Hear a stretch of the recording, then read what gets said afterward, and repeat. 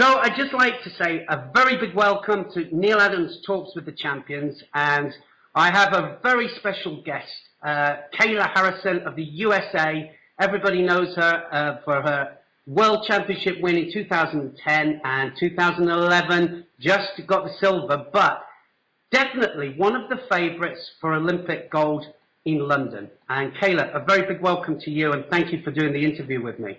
Oh, my pleasure. Thank you so much for having me. It's an honor.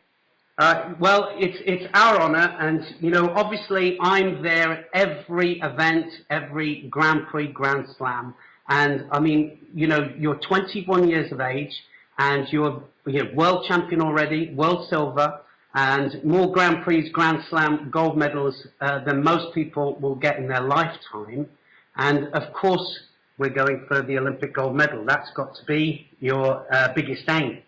But before we go on to the Olympic thing, and I'm going to come back to the Olympics in a second, first of all, I'd just like to ask you, how did it all begin? I mean, how did you start doing judo, and who was your biggest influence in your early years? Well, I started judo when I was 6 years old. My mother had taken it in college as a self-defense course, and so when I was a little girl, she wanted me to learn self-defense. And so she enrolled me in the local dojo, and from the beginning, I loved it. I really enjoyed going to lessons and learning and everything like that, and then about a year after that, I went to my first junior competition, and I fell in love with the sport aspect of it. I loved going to the tournaments, hanging out with the team, getting to swim in the pool and getting to fight. I just loved everything about it. It was so fun. Did you actually compete as a junior? I mean, did you come all the way through the junior ranks? Yep, I started competing when I was 7 years old. And then when I was 14, Jim Herbeck, who is a past women's Olympic coach for the U.S., challenged me to try to make the Olympic trials for the U.S. in the 48-kilo category.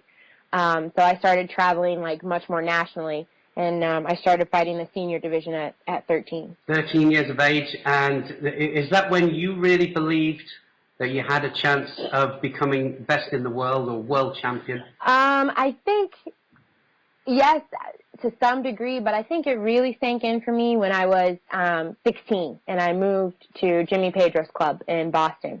At that time, Ronda Rousey, who was an Olympic bronze medalist, and Jimmy and Rick Hahn, who's an Olympian, and Taraji Williams, a lot of players were here. It was kind of the cream of the crop here at the time, and it was a really exciting time to move here, and I always felt like if they could do it, so could I.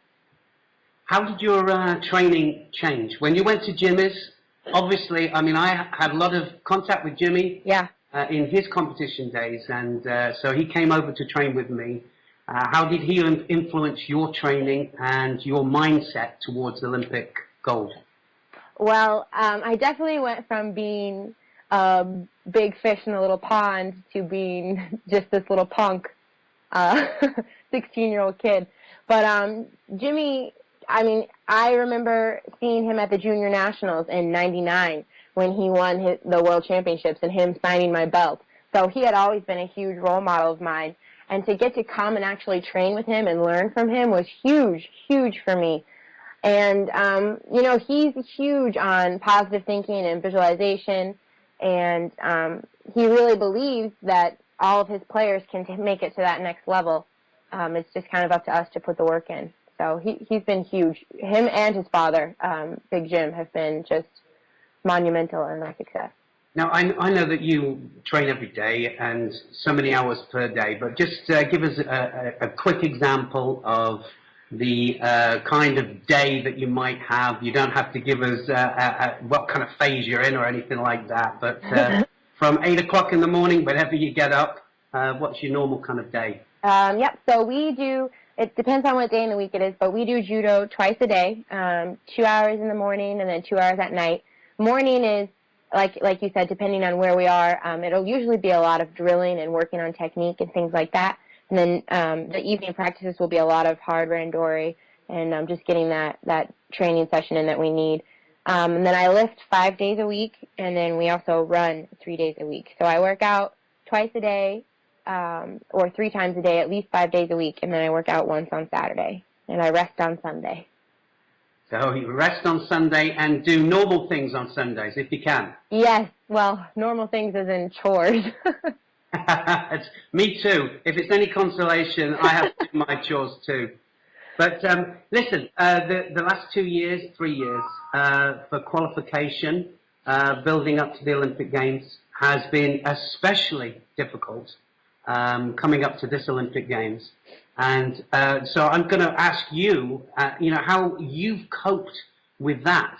I mean, I know that coming from the United States, and I know that Nikki, my wife, when she was competing for Canada, one of the main things is that you haven't got it all on your doorstep. Competitions are not on your doorstep, so you have to travel. How have you coped with the amount of competitions that you've had to do, and of course with the jet lag as well that you have to cope with, when you're traveling so much? Yeah, definitely. I mean, I think you said it best. The big difference between qualifying for the Olympics this time is really the amount of traveling you have to do. You have to have not only a lot of time, and you have to devote yourself 100% to what it is that you're doing, but you have to have the resources and the funds to be able to do it. And I'm fortunate enough that USA Judo saw some potential in me, and they were able to financially back me starting with this quad, and also the New York Athletic Club helps me out a lot. But you have to devote 110% to this if you wanna make it to that level. A lot of players in the U.S. especially can't do that because you have to work. You have to go to school. You have to realize that there's life after judo. So I'm fortunate enough that right now my whole life is on hold for this. Of course. And how do you think the amount of competitions that there are at the moment are going to impact on judo as a whole? I mean, I know that a lot of the coaches are having problems with the amount of times that they're out, away from families. Of course, it's slightly different for a competitor because, I mean, a competitor, like you said, your life is on hold. Your ambition is to be Olympic champion, of course. So, everything's going into that. But, I mean, how do you think it's going to impact in judo as a whole, having so many competitions and so many qualifying events to have to do, to even get to the Olympics, let alone, win the gold medal there? I can see it going one of two ways. I can see a lot of people retiring earlier than necessary simply because they're worn down, their bodies haven't recovered, they're tired of the travel and the hassle, and they've reached their goals and like, what, it's not even worth another 4 years.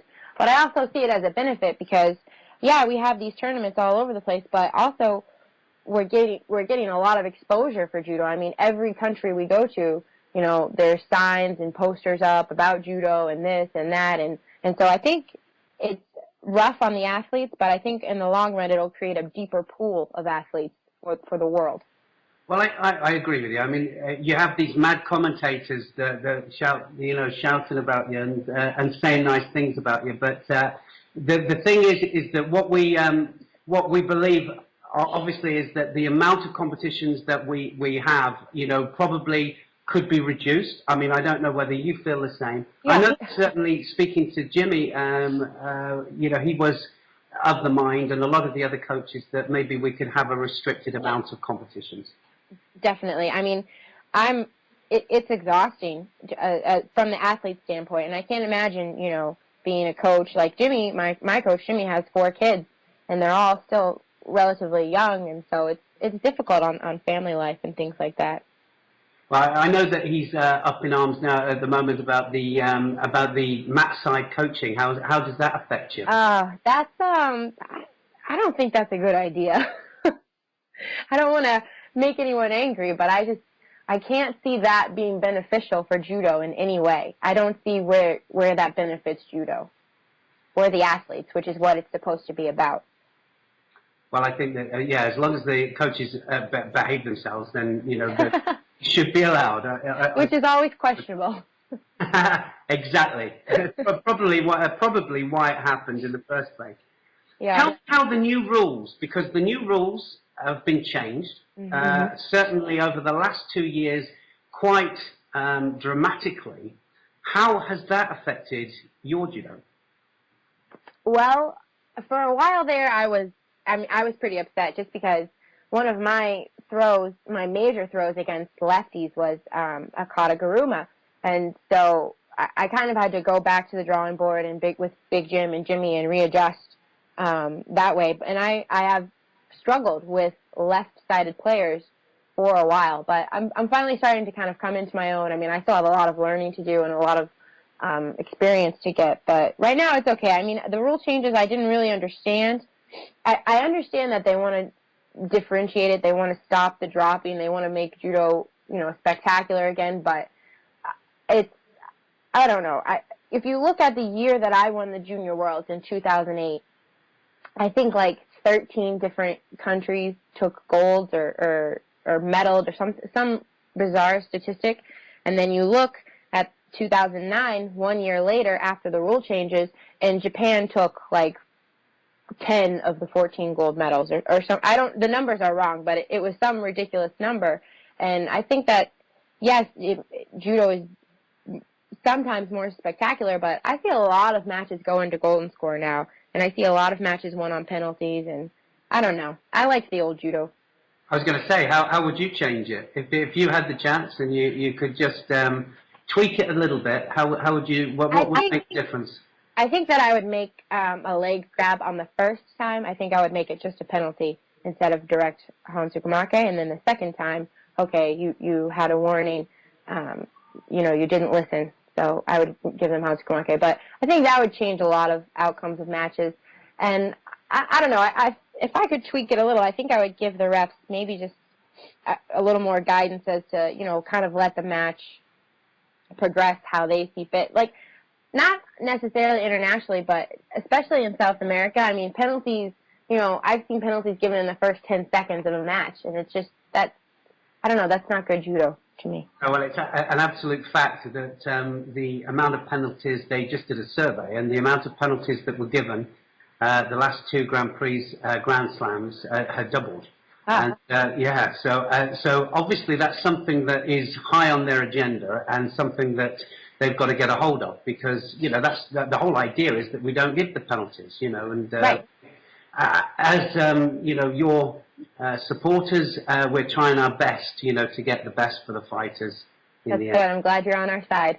Well, you know what I am. And I'm also on your side. And just coming back to the Olympic Games specifically, we've got 4 months to go, Kayla, before the Olympic Games, all right? And I noticed that coming into the World Masters and into Paris, that the whole atmosphere at the last Grand Prix Grand Slam event changed. It seemed a little bit different. It was almost as if, every athlete coming in there realized that it was game on. 2012 is here, and Olympic Games is just around the corner. I mean, how did you feel coming into 2012? I definitely felt like that. I mean, the moment that calendar said 2012, I kind of got a jolt to my system. And I started off the year really bad. I ended up losing first round at the World Masters. And so we came back and trained hard for Paris and Germany and the World Cup in between. And we said, okay, we're going to treat this like a dry run for the Olympics. We're going to, you're not going to peak for it, but I want you to go out there and I just want you to tear everybody apart. And it was more like a mental attitude, because you're right. I could feel the tension in the air, and I could feel almost the electricity. It's 2012. And I think it was a good thing, because I think in Paris I fought really well. I just made one more mistake than her, but my throws were more explosive. I felt better. My conditioning felt really good. So I'm pleased with where I'm headed for the Olympics, and I'm just so excited. This is my first Olympics, so I can't wait. And final preparation. What's your kind of final preparation now? What's the final event? What will it be? I leave in 2 days actually for Japan, and I'm going to be there for 2 weeks, and then I'm going to China for 2 weeks. They're having 2 national training camps, so I'm going to be heading over there to get my hands on a lot of bodies. Excellent. And just before we wind this up, Just tell me a little bit, just off the judo side. Just tell me a little bit about Kayla Harrison. You know, when you're not doing judo, what do you like to do? I'm pretty boring. I actually just got engaged. My boyfriend of 5 years proposed in December, so I'm excited about that. Have you got a date for that? Oh, good Lord, no. Not until after the Olympics. I'm stressed out enough. See, that could have been an exclusive, you see, for me. Sorry, no date yet. But you'll be the first to know, I promise. I'm going to hold you to that. But we don't, like I said, I train 6 days a week. But I'm from Ohio originally, so I'm kind of a country girl. I like the outdoors. I like to go camping and hiking and fishing and stuff like that. You're an outdoors girl then, Kayla. Listen, just before we finish, just give me and give everybody else your very best Neil Adams impression. Oh, someone's going to go here. Who's it going to be? Oh, Ojigori, massive Ojigori. Oh, beautiful attempt by Kayla Harrison. That's great, Kayla. Thank you so much for that. And I think I'm going to have to watch my job in the future. I'd just like to thank you so much for doing this interview with us and, you know, giving the interview for everybody out there, just to give an insight as to what you went through, you know, from the early days and also with your Olympic preparation, because I know, you know, that it's not an easy time. Coming into Olympic year, everything changes, especially when you're one of the hot favourites for Olympic gold medal. And I've got to say that for me, you are definitely one of the hot favourites. But, you know, at the end of the day, we all know that you've got to get it right on the day. We wish you all the very best of luck at the Olympic Games. Thank you. Thank you so much for having me. It was a pleasure. I'm a big fan, so I appreciate you interviewing me. Well, it's been my pleasure, and I really mean it. Go out there, do it, and I've said to you several times before, just as long as you do it on the day, that's the day that matters. You coming back Olympic champion is what counts. Kayla Harrison, thank you very much, and all the very best at the Olympic Games, Kayla. Thank you.